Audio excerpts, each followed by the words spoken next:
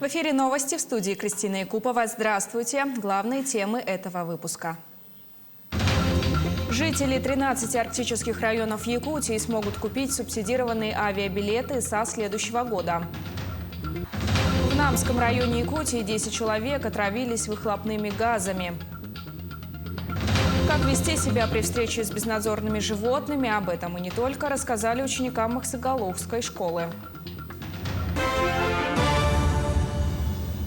Авиакомпания «Якутия» открыла продажу дополнительных субсидированных билетов по спецтарифам для льготных категорий на декабрь. Так, авиабилеты могут приобрести граждане, молодежь до 22 лет, женщины старше 55 лет, мужчины старше 60 лет, инвалиды первой группы любого возраста и сопровождающие их лица, инвалиды с детства второй и третьей группы, сопровождающие детей-инвалидов и члены многодетных семей. Всего имеется 19 направлений по России. Приобрести льготные билеты можно только в авиакассах.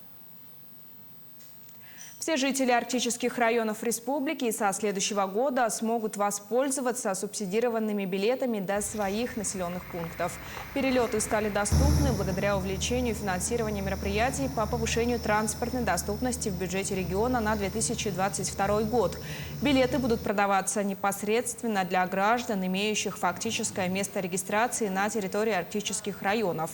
Если ранее субсидирование распространялось на граждан в возрасте до 23 лет и старше 55 лет в период с 1 апреля по 31 октября, то со следующего года льготными билетами смогут воспользоваться все жители 13 муниципальных образований вне зависимости от возраста.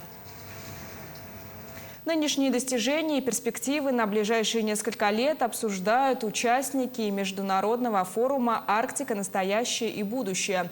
Уже в 11-й раз он открыл свои двери в Петербурге. Свыше 2500 участников из 49 регионов России и 15 стран мира работают на 52 дискуссионных площадках. Среди спикеров форума и представители Якутии. О значимых вопросах повестки первого дня в материале Айсены Бурнашовой. Поддержка коренных малочисленных народов Севера занимает важное место в работе форума. В российской Арктике сегодня проживает 19 таких этносов. Чтобы сохранить обычаи, традиции и образ жизни КМНС в Арктике, действует госпрограмма поддержки. В проекте плана 40 пунктов от строительства этноцентров до крупных производственных баз. Их реализация ожидается в ближайшие 3 года. Реализуется, исходя из выделенного финансирования в объеме 500 миллионов рублей ежегодно. В рамках этих мероприятий в Якутии создадим торгово-логистическую сеть, будем закупать оборудование для оленеводов и многие другие проекты. Откроется и новая страница в истории оленеводства Якутии. В 2023 году в Нижнеколымском районе состоится международный чемпионат по традиционному оленеводству. Он соберет около 150 участников из разных стран мира. В каждой команде по 3 человека. 3 участника будет с команды, то есть обязательно ЧУМ-работница, это, конечно же, в ЧУМе это самое главное быт. И 2 участника будут принимать, один по спортивной части, другой уже на гонках на олене. Сильные команды представят и российские оленеводы. 8 регионов страны уже готовы побороться за призовые места. Чемпионат по традиционному оленеводству также заинтересовал и Финляндию. Это очень важное направление для сотрудничества. Тем более я видела, как работают оленеводы Финляндии.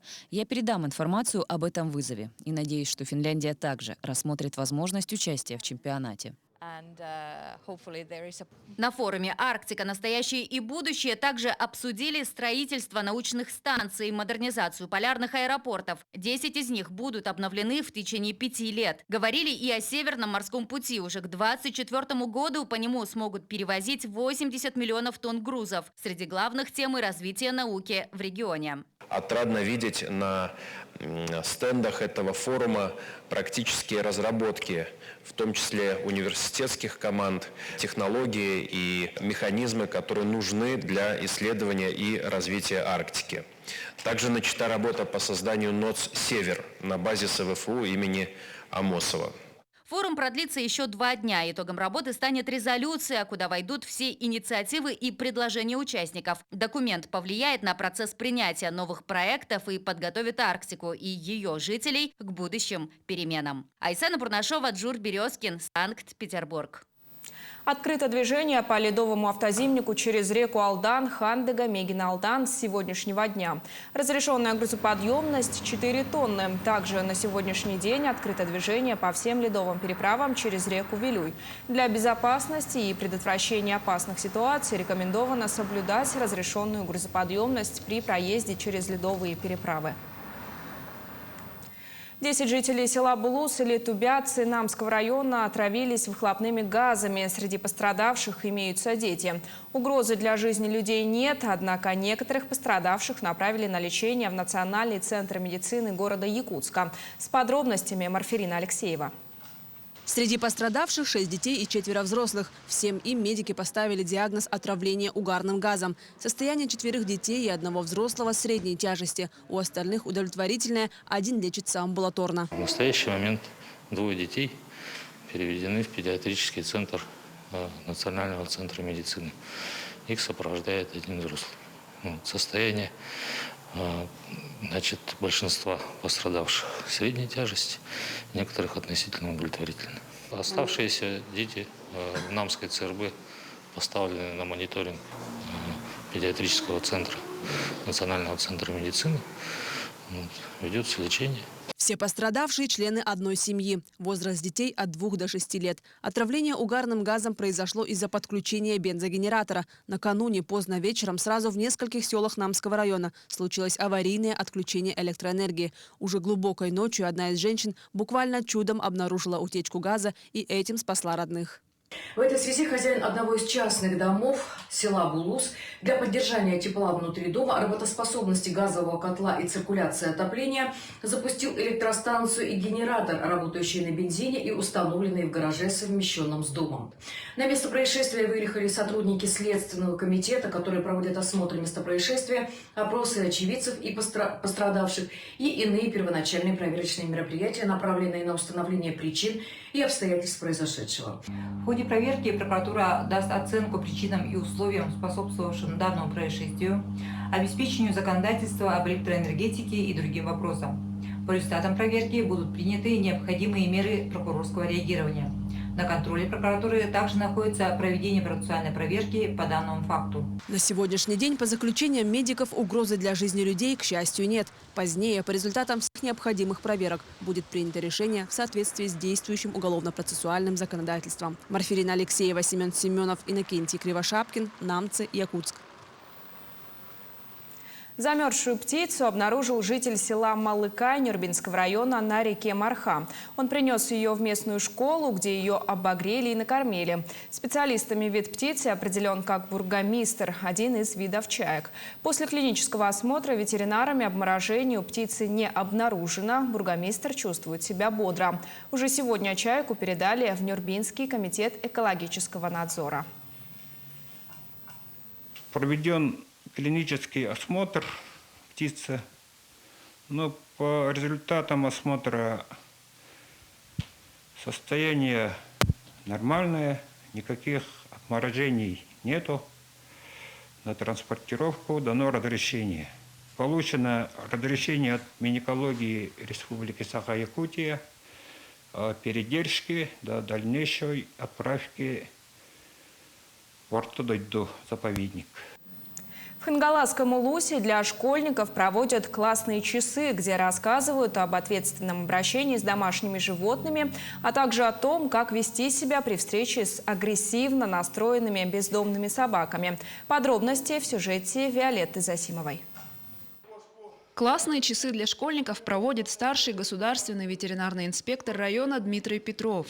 В течение одного урока он рассказывает о правилах содержания домашних животных, об ответственном обращении с ними, какие у них бывают болезни и так далее. Также детям транслируется видеоролик «Как защитить себя при нападении собаки». Данные классные часы были проведены в ряде школ района. Настал черед и Махсоголовской средней школы. В этом году было 2 материала по нападению собак, безнадзорных собак, именно в поселке Махсоголов.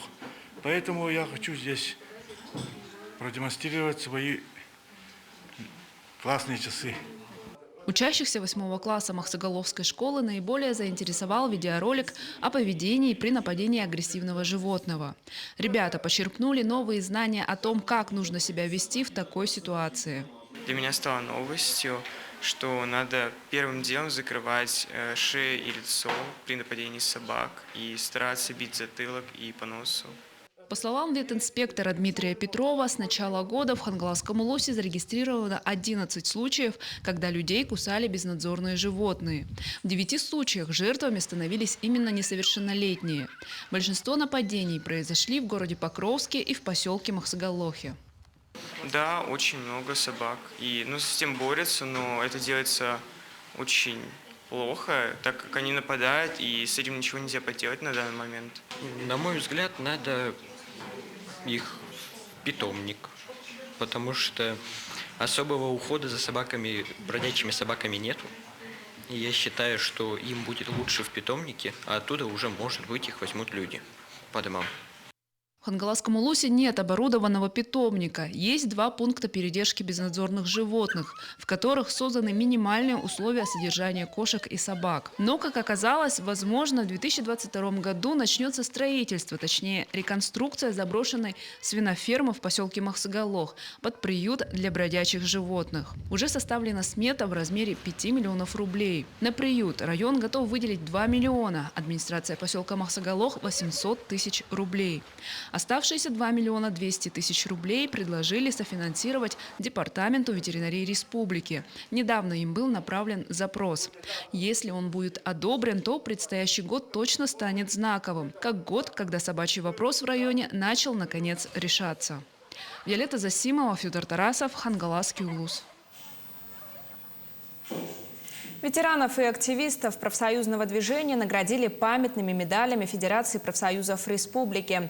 Торжественное мероприятие прошло в рамках празднования столетия профсоюзов и Дня профсоюзного работника республики. Событие поддержали и сотрудники Якутского отделения Почты России. Так, в рамках празднования знаменательной даты прошла акция, в ходе которой можно было бесплатно отправить поздравительную открытку в любой уголок страны. Мероприятие очень важное, особенно для Почты России, потому что Почта России – один из крупнейших работодателей в республике, особенно в отрасли связи. И для нас работа профсоюзов – это очень важный элемент для создания конкурентных условий для работников наших, для того, чтобы бороться за них на рынке. У меня к этому часу вся информация. Наши корреспонденты продолжают следить за развитием событий. Оставайтесь с нами.